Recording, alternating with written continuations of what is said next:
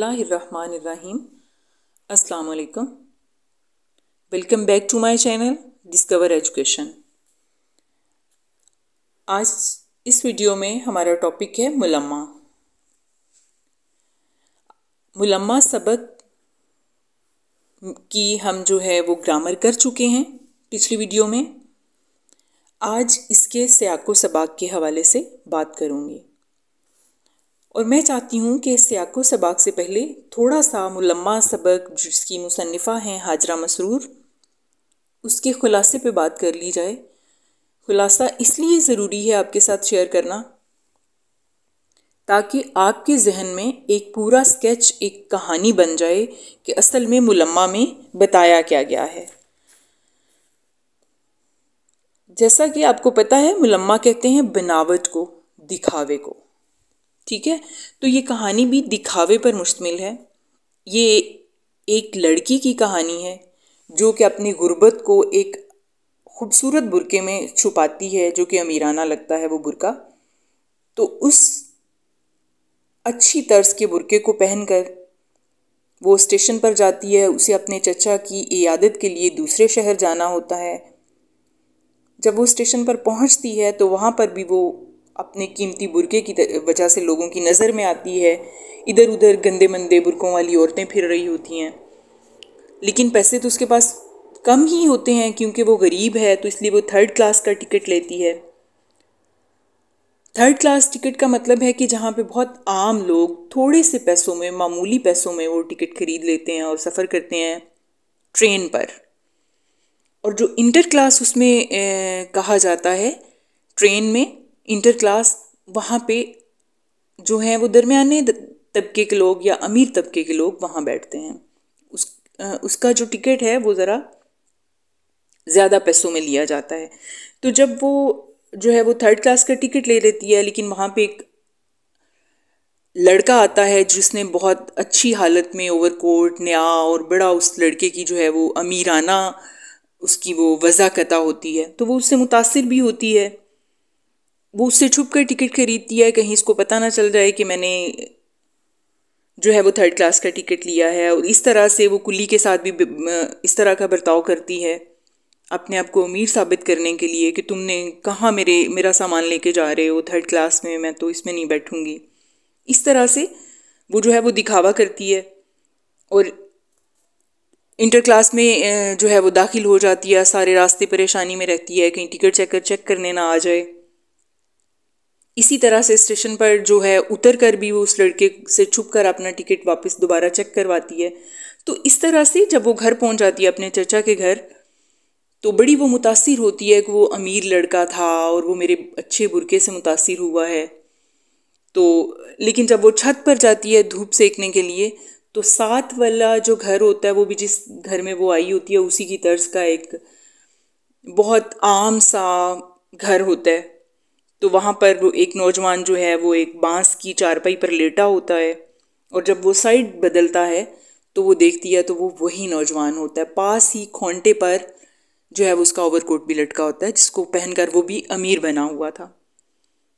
तो इस तरह उसका वो सारा जो है वो ख्वाब चकनाचूर हो जाता है। जब वो वहाँ पे अपनी कज़न से पूछती है कि ये लड़का कौन है या इस मकान में कौन रहता है, तो वो बताती है एक बेवा औरत है और वो अपने लड़के के साथ यहाँ रहती है और उसका लड़का जो है वो शहर में पढ़ता है। ये औरत हमारे कपड़े सीती है और बहुत कम पैसे लेती है। तो इस तरह से इस कहानी में हाजरा मसरूर ने ये बताया है कि इंसान जो है वो दिखावा करता है। दिखावा करने के जो अगर एक इंसान दिखावा कर रहा है तो हो सकता है अब दूसरा इंसान जो अमीर बना फिरता वो भी दिखावे से ही बना हो, असल में वो भी आप जैसा ही हो।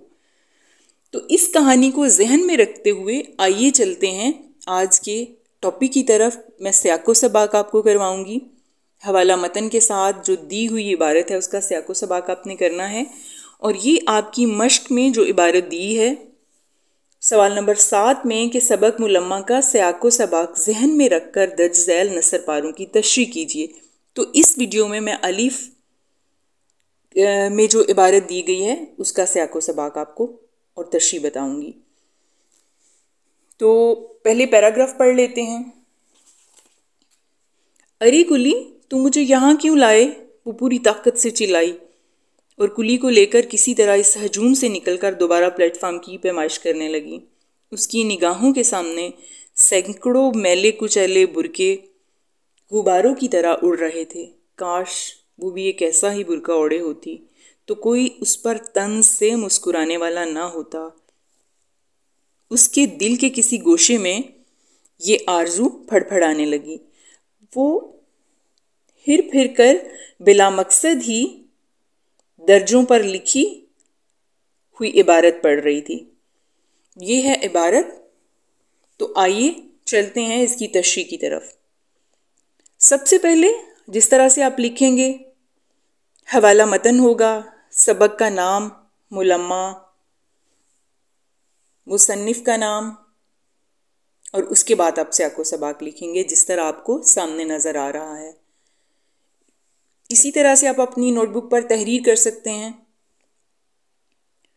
तो आइए मैं आपको ज़रा स्याको सबाक के हवाले से समझा दूं। स्याको सबाक में आपने बताना है कि ये जो पैराग्राफ है इसके पीछे से क्या बात चल रही थी, इसके पीछे क्या वाक़या बयान किया जा रहा था और आगे क्या बात होगी। तो वो इस तरह से है। लड़की एक गरीब घराने से ताल्लुक़ रखती थी। उसने 3rd क्लास का टिकट लिया था। 3rd क्लास में बहुत रश होता है। जब गाड़ी आई तो कुली ने लड़की का सामान उठाया और उसे साथ लेकर 3rd क्लास के डिब्बे की तरफ भागा। रश की वजह से लड़की लोगों के दरमियान फंस गई। उसने यूँ महसूस किया जैसे वो कोई कैदी हो और उसे जेल की तरफ ले जाया जा रहा हो, मगर करती भी तो क्या, उसने तो टिकट ही 3rd क्लास का लिया था।